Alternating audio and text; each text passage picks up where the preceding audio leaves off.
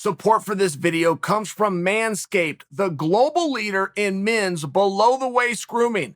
In addition to providing the right tools for the job, Manscaped's partnered with the Testicular Cancer Society to spread awareness for men's health and early cancer detection. Did you know that every hour a man is diagnosed with testicular cancer? So this is a friendly reminder to check yourself out regularly. We have a special offer today for Manscaped's Perfect Package 3.0.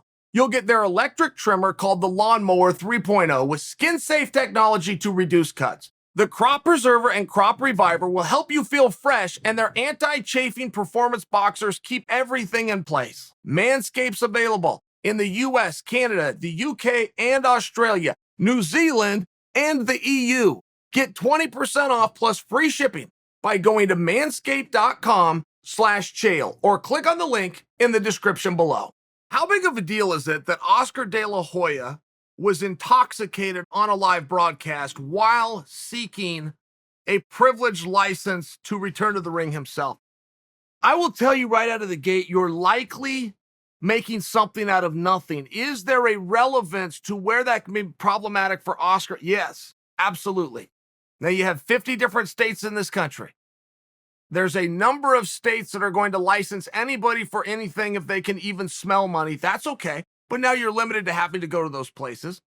It would essentially take your ability to go to a reputable state out. For example, for Oscar to do what he did and then get licensed in California, which is a very reputable state, is going to be less likely. And let me tell you why, because a lot of people are going to, Chael, how would that be California's business? How would Oscar, being drunk and or whatever it is you want to guess he was on, in his free time, have anything to do with a state's jurisdiction for a fight and a license in the future? Well, I'll answer the question. And don't forget, I started this by saying there's not a whole lot here, but it's not there's nothing here. The state of California, I'll just give you an example that you would know because it was Chuck Liddell. But when Chuck Liddell came out to fight Tito Ortiz, before he could get a privileged license, the commission said, we're going to come and watch you train. We are going to send representatives to your gym, and we're going to watch and monitor you. We're going to see how fast you are, how your reactions are, what your level of conditioning is, by example, whatever it is they were fully checking for, but they did that. Chuck was training with Coach McKee at the time. They sent them to Coach McKee's gym, and they observed a full workout, and then said, yeah, you know what, this guy looks like he's ready, and they put him in there. So I only offer you that because that would be free time. Imagine if they came to inspect Chuck on the day that they set aside to inspect Chuck, and he did what Oscar did, and he showed up drunk. So now all of a sudden, Oscar, who is 2 years older than Chuck was, who has been removed from the ring several years longer than Chuck was, oh, and by the way, is not sober at the time that you come to check on him. I mean, do you see the problem? Like, there are things that happen in a reputable jurisdiction that many of you wouldn't know. And it's on the books today. I've never heard of anybody that's actually been called upon this, but it is on the books right now. I'll use myself as an example, but when I served a suspension for banned substances, not only could I not spar, if anybody came and sparred with me, they could have their license taken away. Now imagine how unfair that would have been. I show up to the gym, only I know if I'm still suspended, how long my suspension is. Only I would know the rules to that because I've now been immersed. And some young guy, they pop in and they take his license away. But that's still on the books to this day. Right now, that still sits there, whether they ever call it on it or not. And I think it's for very good reason that they use discretion and don't call people on it. I'm only sharing with you. You guys might remember Chris Cyborg. Chris Cyborg was on a suspension in California, showed up to a Strike Force event, and was in the front row to take in the event. Well, the people that gave her the seats and ushered her, that nobody knew this was a rule, but the state of California did, which is if you were suspended, you may not come to an event. They brought security over and they removed her from the building. I bring these as examples just to remind you and to inform you. There's a lot of rules that you don't know about, and a license is not a license like you may be able to relate to. You all probably have a license in some degree. It might be because you're a master of your trade. It might be to operate a motor vehicle. A privilege license is what we're discussing here, and a privilege license is something very different. So Oscar De La Hoya, being 48 years old, saying that he's coming back in only a matter of months, and then showing up. I mean, he almost could not communicate. The words were coming out of his mouth, but not in a free-thinking format. He just used the word baby over and over and over. He kept on saying baby. I only share that with you because if a commission's going to look at, and they're reputable. Now, he could cruise right in. I mean, he could go to Nevada, and there's a lot of places where this isn't going to be a dialogue, but there's a lot of places where it are.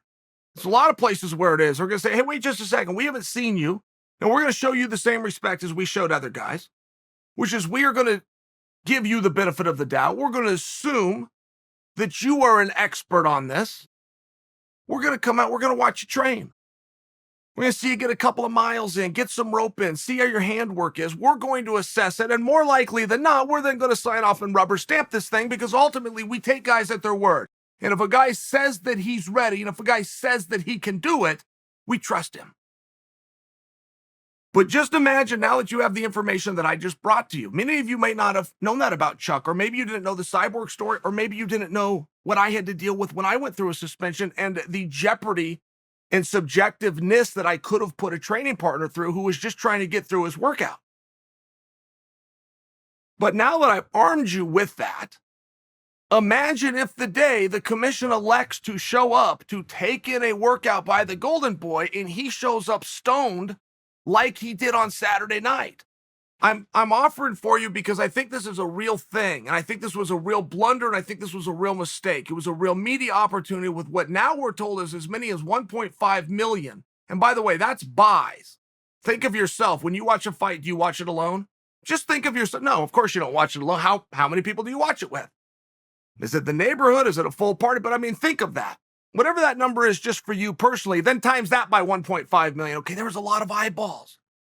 And now there's a lot of eyeballs that know a 48-year-old Oscar De La Hoya is not sober, but that some commission's going to license him.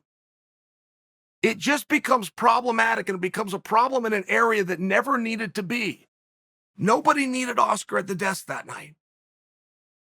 Snoop Dogg did just fine, and he had some fat comedian with him, and that guy was terrible, but that's as good as you're going to get at boxing. I mean, in all fairness, the fat comedian and Snoop Dogg, they didn't need anybody else.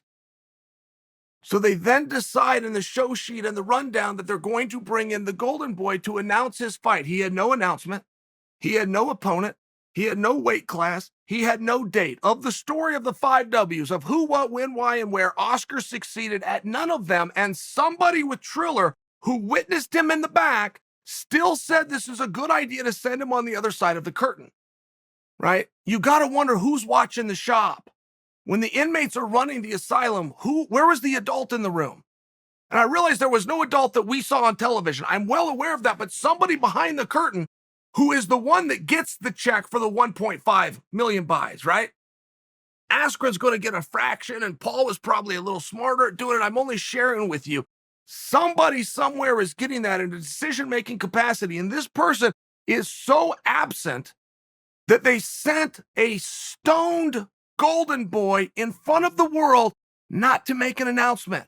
Know who, what, when, why, or where was stated. The only thing you know is that Oscar, because of substance abuse, cannot form a coherent sentence and is stuck on replay of the word baby. We're going to go buy that fight. We're going to support that fight. Yeah, we are. But we're not with the government. Somebody with a government is going to have to sanction that fight. And that person is going to be questioned.